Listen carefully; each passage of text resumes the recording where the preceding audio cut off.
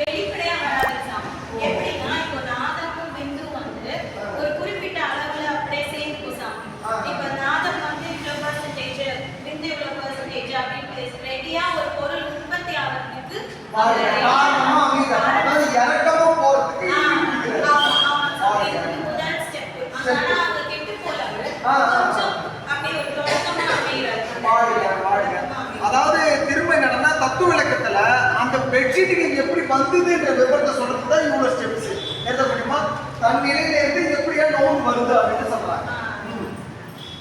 இப்ப வந்து அந்த இடத்துல ஞான சக்தி அதிகமாகும், கிரியா சக்தி கம்மியாகும். அந்த இடத்துல சுத்த வித்தைன்னு சொல்லிட்டு ஒரு தத்துவமா இது மூலியமா தான் ஜீவர்கள் இந்த ஈஸ்வரன் என்ன பண்றாரு, அப்படியே நம்மள வந்து பக்குவப்பட்ட ஆன்மாவா இருந்தா தள்ளி முன்னாடி அனுப்புறாரு, இல்லைன்னா பின்னாடி அனுப்பி இன்னொருத்தரை எடுத்துக்கலாம் அப்படி சொல்லி மறுபடியும் இப்ப கடந்து வழி கடந்து கடந்து நம்ம இதெல்லாம் கடந்து நிறுத்துறோம். அது நம்ம உணர்ந்துதான் அப்படியே கடந்து இருக்கலாம்.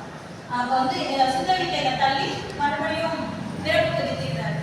அப்புறம் மறுபடியும் சுத்த வித்தைய மாயையில லோல் பட்டு மறுபடியும் அது புரிதலுக்கு வரும்போது முன்னாடி முன்னாடி உணர்வு அப்படி போய் சேரும். இறுதியாகமா நம்ம அங்க போய் சேர்றதுதான் நம்ம பார்க்கணும். இது பிரிஞ்சு இப்ப வந்து பாத்தீங்கன்னா 5 தத்துவம் பார்த்துக்கோமா. சிவம், சக்தி, சதாசிவம், ஈஸ்வரன், சுத்த வித்தை.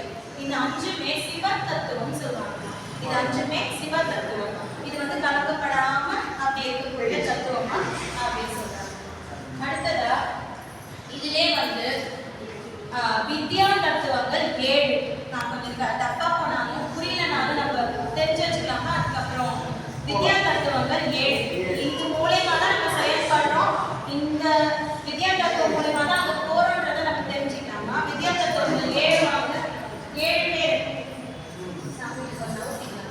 சரி